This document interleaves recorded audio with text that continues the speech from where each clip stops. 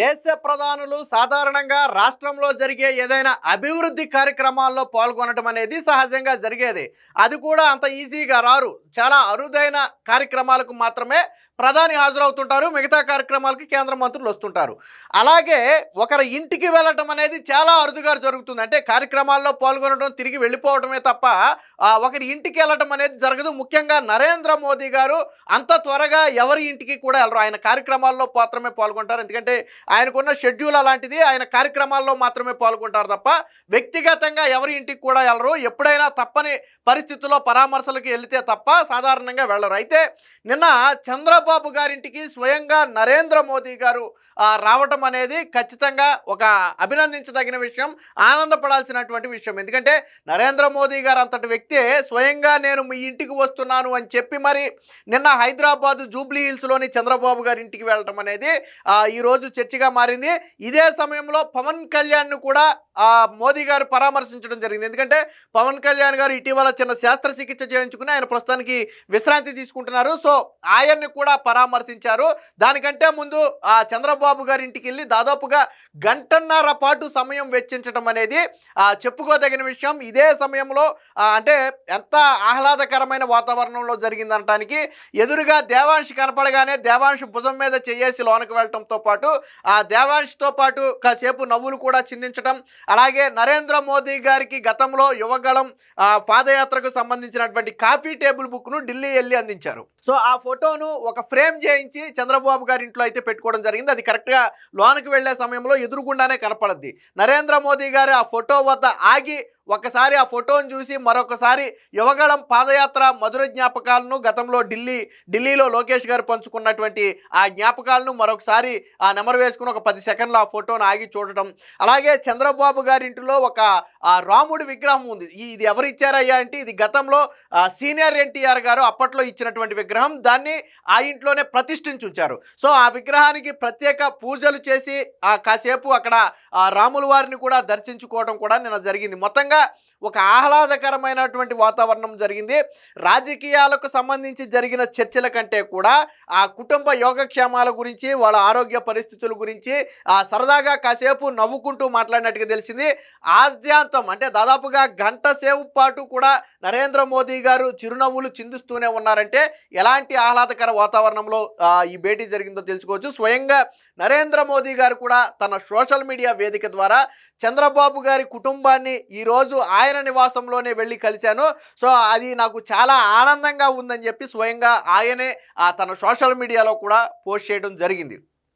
అంటే నేను చెప్పింది అదే. సాధారణంగా ప్రధానులు ఎప్పుడైనా సరే రాష్ట్ర అభివృద్ధి కార్యక్రమాల్లో పాల్గొనడం, కార్యక్రమాలు అయిపోయిన తర్వాత వెళ్ళిపోవడం జరుగుద్ది. కానీ స్వయంగా ఈరోజు వాస్తవానికి ఢిల్లీలో తెలంగాణకు సంబంధించినటువంటి కొన్ని అభివృద్ధి పనుల శంకుస్థాపన నేపథ్యంలో ప్రారంభోత్సవానికి గాను వాస్తవానికి నరేంద్ర మోదీ గారు ఇక్కడికి రావటం అయితే జరిగింది. సో అదే క్రమంలో హైదరాబాద్లోనే ఉన్నారు కాబట్టి స్వయంగా ఇటు చంద్రబాబు గారిని అటు పవన్ కళ్యాణ్ని కూడా కలిసి వెళ్ళాలనే ఒక నిశ్చయంతో ఉన్నట్టు మొదటగా చంద్రబాబు గారిని కలవడం అనేది షెడ్యూల్లో లేదు. మొదటగా పవన్ కళ్యాణ్ని పరామర్శిస్తారు.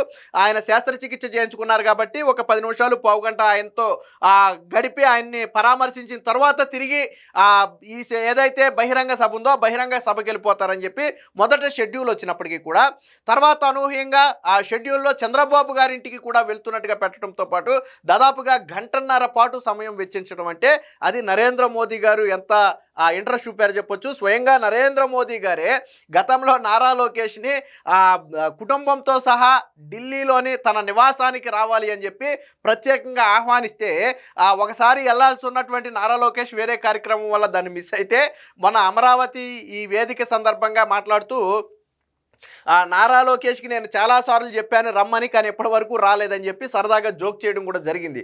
ఆ తర్వాత వెనువెంటనే బ్రాహ్మణి దేవాంశ్తో కలిపి నారా లోకేష్ గారు ఢిల్లీలో నరేంద్ర మోదీ గారిని కలిస్తే అప్పుడు కూడా 2 గంటల సమయం కేటాయించారు. అంటే ఏదో వెళ్ళిపోయి ఒక 10 నిమిషాలు టీ తాగేసో లేకపోతే కాఫీ తాగేసో లేదా 2 ఫోటోలు దిగేసి రావడం కాదు. అప్పుడు కూడా 2 గంటల పాటు సమయాన్ని అప్పట్లో నారా లోకేష్ కుటుంబంతో గడపడానికి ప్రధాని గారు అయితే ఇవ్వటం జరిగింది. సో మొత్తంగా ఏది ఏమైనా ప్రధాని స్వయంగా స్వయంగా ప్రధాని నరేంద్ర మోదీ గారే ఇప్పుడు చంద్రబాబు గారి ఇంటికి వెళ్ళటం అనేది ఒక చర్చగా మారింది. ఎందుకంటే అంత సాధారణంగా ఆయన ఎవరి ఇంటికి కూడా వెళ్ళరు. ఇది ఇంకోటి ఏంటంటే ఇది కూటమి ప్రభుత్వం యొక్క దృఢత్వాన్ని కూడా తెలియజేస్తుంది. కూటమి ఎంత బలంగా ముందుకు సాగుతుందో ఈరోజు నరేంద్ర మోదీ గారి తీసుకున్నటువంటి నిర్ణయం బట్టి అర్థమవుతుంది. అటు కూటమిలో భాగస్వామిగా ఉన్నటువంటి పవన్ కళ్యాణ్ని పరామర్శించడంతో పాటు ఎటువంటి ప్రత్యేక కారణం లేకపోయినప్పటికీ కూడా చంద్రబాబు గారి కుటుంబం దగ్గరికి వెళ్ళి సరదాగా గడపటం అనేది ఆయన ఇస్తున్నటువంటి ఇంపార్టెన్స్కు నిదర్శనం. ఇదే సమయంలో చంద్రబాబు గారి ఇంట్లో జరిగినటువంటి ఈ భేటీలో కూడా కొన్ని రాష్ట్ర అభివృద్ధి కార్యక్రమాలపై కూడా కొద్దిసేపు చర్చ జరిగినట్టుగా తెలుస్తుంది. ఈ చర్చలో నారా లోకేష్ కూడా స్వయంగా పాల్గొనడం జరిగింది.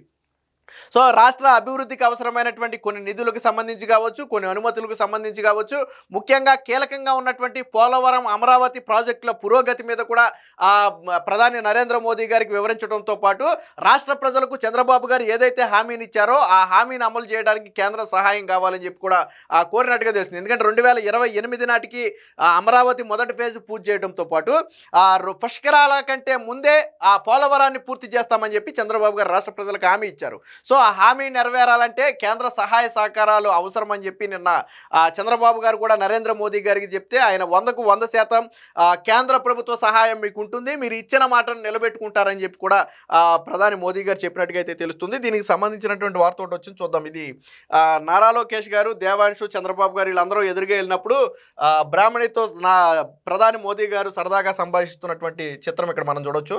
ఆత్మీయ కలయిక, అనుభూతుల వేదిక. ముఖ్యమంత్రి చంద్రబాబు ఇంటికి ప్రధాని మోదీ, వారి కుటుంబంతో కలిసి సీతారాములకు ప్రత్యేక పూజలు.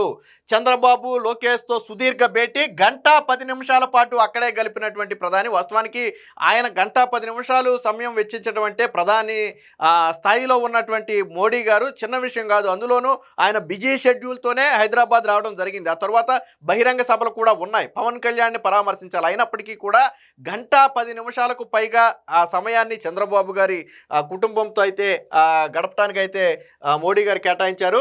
సో ఈ చిత్రపటాన్ని స్పెషల్గా చేయించి నరేంద్ర మోదీ గారికి అయితే ఇవ్వటం జరిగింది. ఆయన వస్తున్నారని చెప్పి చిత్రపటాన్ని రెడీ అయితే చేయించారు. సో ప్రధాని నరేంద్ర మోదీ హైదరాబాద్ పర్యటనలో భాగంగా ఆదివారం సాయంత్రం ముఖ్యమంత్రి చంద్రబాబు నివాసానికి వెళ్లారు. సాయంత్రం 5:15 జూబ్లీ హిల్స్ లోని చంద్రబాబు ఇంటికి చేరుకున్నటువంటి ప్రధాని 1:10 పాటు అక్కడే ఉన్నారు. తన నివాసానికి వచ్చిన ప్రధాని మోదీకి చంద్రబాబు పుష్పగుచ్చం అందజేయగా లోకేష్ మంగళగిరి చేనేత సలువాలతో సత్కరించి ఆయనకైతే ఘన స్వాగతం పలికారు. ఇక ఇదే సందర్భంలో పవన్ కళ్యాణ్ ఇంటికి కూడా వెళ్ళారు. స్వయంగా పవన్ కళ్యాణ్ గారు నరేంద్ర మోదీ చేయి పట్టుకుని లోనకైతే ఆప్యాయంగా తీసుకెళ్లారు. ఆ చిత్రాన్ని కూడా మనం ఇక్కడ చూడొచ్చు. ప్రజా జీవితంలో చాలా కాలం ఉండాలి, మీ ఆరోగ్యం జాగ్రత్త, ఉప ముఖ్యమంత్రి పవన్ కళ్యాణ్ ఇంటికి వెళ్ళి పలకరించినటువంటి ప్రధాని అని. దీనికి సంబంధించిన మరొక వార్త కూడా ఉంది, ఒకసారి చూద్దాం. చంద్రబాబు ఇంట్లోని రామ మందిరం వద్ద మోదీ ప్రత్యేక పూజలు చేశారు. చంద్రబాబు, ఆయన సతీమణి భువనేశ్వరి, లోకేష్, బ్రాహ్మణి, అలాగే వారి కుమారుడు దేవాంశును ప్రధాని ఆప్యాయంగా పలకరించి యోగక్షేమాలు అడిగి తెలుసుకున్నారు.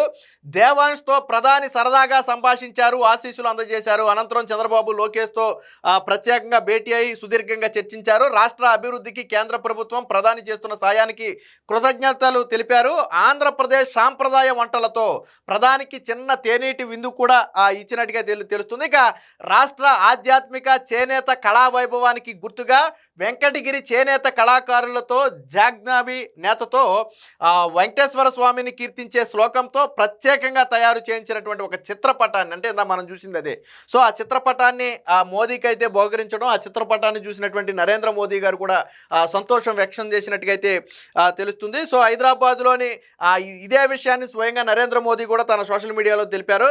హైదరాబాద్లోని చంద్రబాబు ముఖ్యమంత్రి చంద్రబాబు నివాసానికి వెళ్ళి వారిని కుటుంబ సభ్యులను కలిశాను, వారిని కలవడం చాలా సంతోషంగా ఉందని చెప్పి ఆయన సోషల్ మీడియాలో పోస్ట్ చేశారు. సో వెల్లి విరిసిన నవ్వులు, ప్రధాని మోదీ, చంద్రబాబు, లోకేష్ మధ్య సమావేశం ఆద్యంతం ఆహ్లాదకరంగా సాగింది. సరదా సంభాషణలతో చెలోక్తులతో నవ్వులు వెల్లివిరిశాయి. ప్రధాని సీఎం నివాసంలోకి అడుగు పెడుతూనే ఒక ఫోటోను చూసి ఏడాది క్రితం అనుభవాలు గుర్తు చేసుకున్నారు. లోకేష్ యువగళం పాదయాత్రపై రూపొందించిన కాఫీ టేబుల్ బుక్ను ఏడాది క్రితం ఢిల్లీలోని ప్రధాని మోదీ ఆవిష్కరించారు. అప్పటి ఫోటోను ఫ్రేమ్ చేయించి దానిని యువగళం కాఫీ టేబుల్ వాల్యుబుల్ బుక్ను కూడా లోకేష్ భద్రపరిచారు.